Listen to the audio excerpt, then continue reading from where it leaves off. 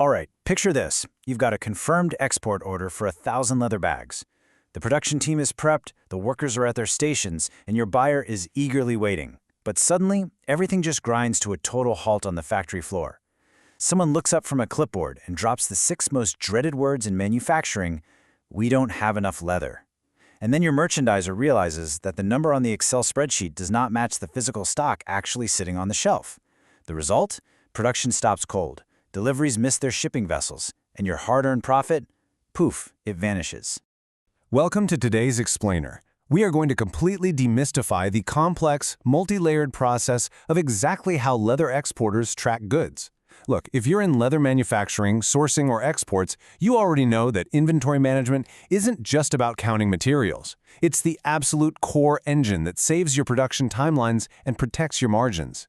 We're going to walk through how to build a practical system that actually works, tracking goods from the tannery all the way to final shipment, whether you're running a massive operation or a mid-sized export factory.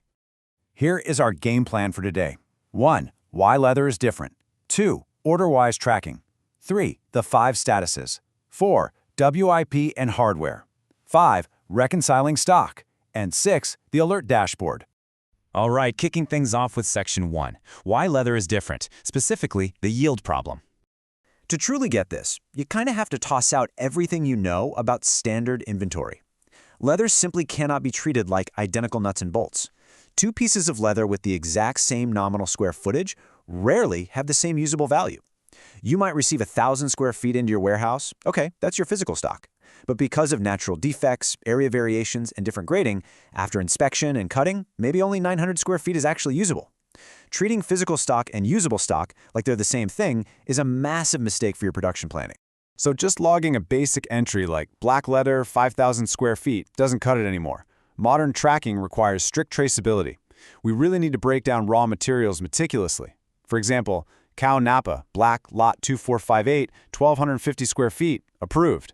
Tracking by those specific lot numbers, colors, grades, and approval statuses, that is what creates true actionable visibility. Moving right along to Section 2, order-wise tracking, and how we allocate for those 1,000 bags. Let's break down the exact math of a 1,000-bag bill of materials. Say each bag theoretically takes 8 square feet of leather. That means we have an 8,000 square foot total requirement.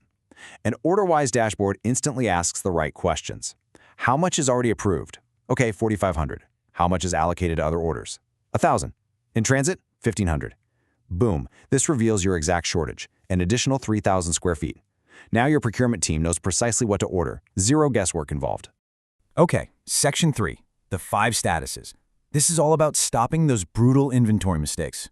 Every single batch of material has to pass through these 5 essential inventory stages. First up, available, meaning it is physically right there and ready to be cut. Second, QC hold. It's arrived, but quality approval is still pending. Third is allocated, reserved for a specific order, meaning nobody else can touch it. Fourth, in transit, purchased but not at the factory yet. And fifth, rejected, completely unavailable for production. By rigorously dropping your stock into these 5 buckets, you guarantee your planning is based on absolute reality rather than the wishful thinking of an overworked production manager.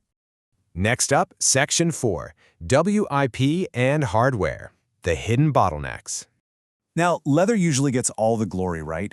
But missing hardware, like a simple zipper or untracked work in progress, can stop an assembly line just as fast. Let's trace the physical, multi-day journey of a bag across the floor. Day 1 is cutting, moving to skiving on day 2, assembly on day 3, stitching on day 4, quality control on day 5, and finally, packing on day 6. This timeline perfectly illustrates just how much time and capital gets tied up in the work-in-progress pipeline. It often gets ignored, but it literally represents a massive amount of money floating around your factory floor at any given moment. So, how do we actively manage that floating capital? By tracking the trapped pieces across every production stage. If your system is keeping an eye on exact piece counts, management can instantly pinpoint bottlenecks. For instance, if you've got 350 pieces stuck in cutting, instead of scratching your head wondering why finished goods aren't shipping, management knows exactly where to send extra help to unblock the line and keep the whole operation moving. All right, Section 5, reconciling stock, finding the missing leather. We've all been here. Your system stock reads 5,000 square feet, but you walk over to the physical warehouse and there's only 4,650, Where in the world did those missing 350 square feet go? Well, unless your warehouse team is doing magic tricks, leather rarely vanishes into thin air. The usual culprits: cutting wastage, sample consumption, unrecorded defects, or just simple data entry errors. Don't wait until the end of the year to figure this out. Use cycle counting to catch these discrepancies while you actually still have time to fix them. To truly close these gaps and satisfy strict international buyers, you need a legit industrial traceability system. You have to track all the critical touchpoints, from the supplier to the tannery, the specific leather lot, factory receipt, QC, production order, finished product, all the way to the shipment. When a buyer inevitably calls you up and asks which specific leather lot went into their container, this flow ensures you can answer them instantly and confidently. And finally, Section 6, the Alert Dashboard, managing the chaos. You honestly don't necessarily need million-dollar software to manage this. A well-built, color-coded dashboard can work absolute wonders by condensing 10 messy Excel sheets into a single, intuitive view. Red alerts instantly flag a material shortage, a late purchase order, or a shipment risk. Orange gives you a heads up on pending QC or materials due soon. And green tells you production is good to go. Management gets the immediate foresight needed to prevent that 1,000-bag disaster we talked about at the very beginning. So, what is the big takeaway from all this? It really boils down to the golden rule of leather inventory. You can never, ever manage inventory solely by quantity. You must manage it by quantity plus quality plus location plus lot, order, status, and date.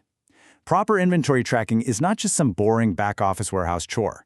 It is the absolute core engine that drives your procurement, dictates your costing, keeps your deliveries on time, and ultimately protects your factory's profit margins. I want to leave you with one final provocative question to ask of your own processes today. Which order is going to be affected? The best inventory system isn't the one with the most data entries. It's the one that proactively tells you what you have, what you need, what's missing, and crucially, which buyer's order is at risk right now. Make sure your systems don't just passively hold data, but actively work to optimize your entire supply chain. Thanks for joining me in this explainer. Now go out there and make those production processes smarter.